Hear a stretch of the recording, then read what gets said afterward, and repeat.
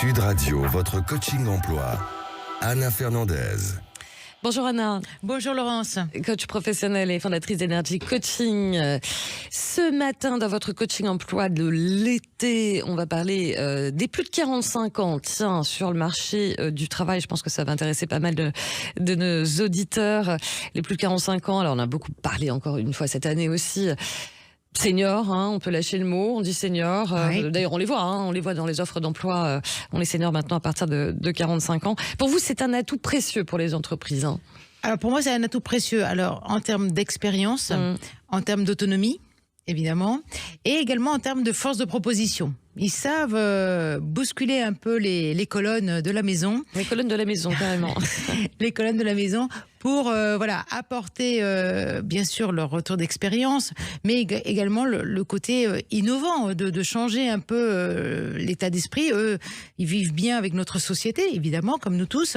Donc, ils peuvent être vraiment un atout pour moi. Ouais. Et en même temps, compliqué. On le sait très bien, notamment chez les plus de 60 ans, que de retrouver un boulot. On dit souvent trop jeune pour être à la retraite et trop vieux pour trouver un job. Vous avez l'impression quand même que ça commence un petit peu à changer aussi dans les logiciels de pensée des entreprises, que de ne pas se passer de cette main-d'œuvre-là, de ce salariat-là. Oui, alors des entreprises, et puis côté collaborateur, c'est aussi de préparer un peu cette transition. Ça se prépare. Ça se prépare aussi, même en interne d'une entreprise ou à l'externe d'une entreprise, où on peut devenir consultant en externe, mais en interne, ça peut se préparer. On peut proposer des postes de mentorat, donc pour des nouveaux managers qui arrivent, même d'être formateur au sein d'une entreprise en quittant son poste d'opérationnel. Et pour les entreprises, ils voient bien quand même qu'il y a la mémoire. Ouais. Ils ont une certaine mémoire de l'entreprise, qu'ils y soient depuis 10-20 ans ou qu'ils y soient simplement depuis 5 ans. Ils ont mis en place des process, des procédures. Donc ils peuvent former des nouveaux entrants, des nouveaux collaborateurs. Donc ça, c'est des points aussi que l'entreprise ne doit pas oublier et souvent ne l'oublie pas. Lutter contre l'agisme. Ça passe par la promotion de l'inclusion. Là aussi, on est dans les grands concepts. Oui. Ça résonne chez certains types d'entreprises aujourd'hui ou pas en France? Alors, ça peut résonner sur, bien sûr, ça peut concerner bien sûr des grandes entreprises, mais ça peut également concerner des startups qui ont besoin de développer un produit ou de trouver des financements ou des partenariats.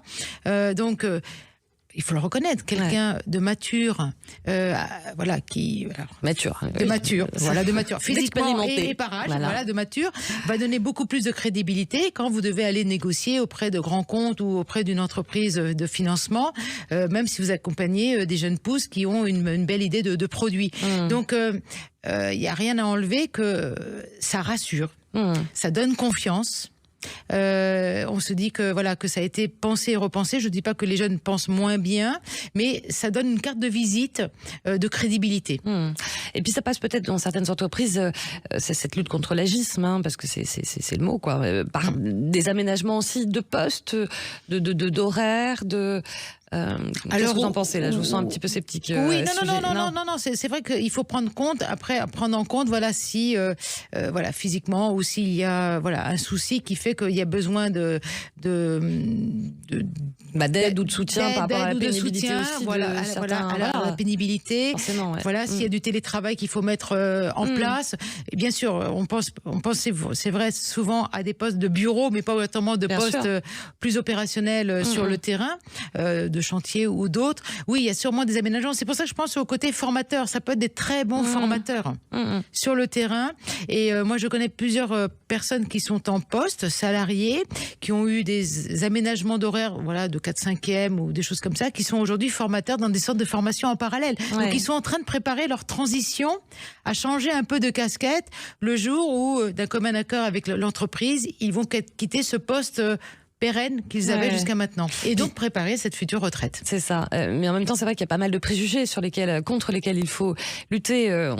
Pour beaucoup d'entreprises ou même de plus jeunes, les plus de 65 ans ou les plus de 60 ans ou 55 ans, seraient un petit peu, on va dire, totalement largués par les nouvelles technologies. Ça, c'est la fracture numérique, ça revient aussi souvent. Ils sont dépassés, incompétents et moins rentables par rapport aux nouvelles technologies. Ah oui, alors moins rentables, plus chers aussi, il faut le dire.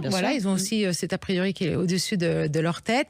Après, à eux aussi de montrer, alors en dehors du salaire, mais surtout de montrer qu'ils sont vraiment à la page des actualités. Aujourd'hui, quand on voit des personnes de 50 ans, 60 ans, la plupart utilisent les outils numériques aussi bien et parfois des fois voire mieux que certains jeunes. Alors, pas tous, hein. Pas tous, mais je veux dire, je pense que bon, typiquement un PowerPoint, quelqu'un de 50 ans, 60 ans, c'est sûrement mieux l'utiliser qu'un jeune qui l'utilise pas. Il va utiliser Canva parce que tout est automatisé. Même les outils IA, moi je connais beaucoup de personnes seniors qui sont en train de se former et l'utilisent au quotidien. Donc et des outils sur les chantiers, on parlait des chantiers du BTP par exemple, voilà, aujourd'hui il y a beaucoup plus de robotisation, ils ont été formés pour l'utiliser.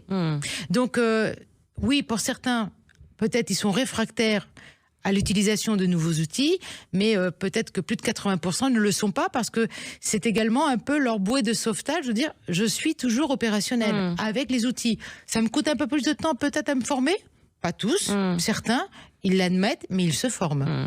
En tout cas, tous ces débats ont le mérite de se dire qu'il faut en finir aussi avec l'esprit de l'obsolescence programmée en entreprise. Hein. Oui, tout à fait, tout à fait. Et puis, je le répète, les jeunes sont demandeurs de l'expérience de plus expérimentés. On n'est pas manager du jour au lendemain, on ne traite pas d'un projet du jour au lendemain. Donc, quand on a quelqu'un qui peut nous tutorer, nous expliquer, même si on lui fait parfois remettre en cause certains points, mais il nous tient le cap. Et ça, c'est l'intérêt d'avoir des seniors dans une équipe. L'intergénérationnel, c'est ce qu'on appelait dans le monde d'avant le Pygmalion, n'est-ce pas? Tout à fait. Le coaching emploi de l'été, écoute un podcast sur sudradio.fr et on se retrouve Anna Fernandez le week-end prochain. Merci beaucoup. Merci. Laurence.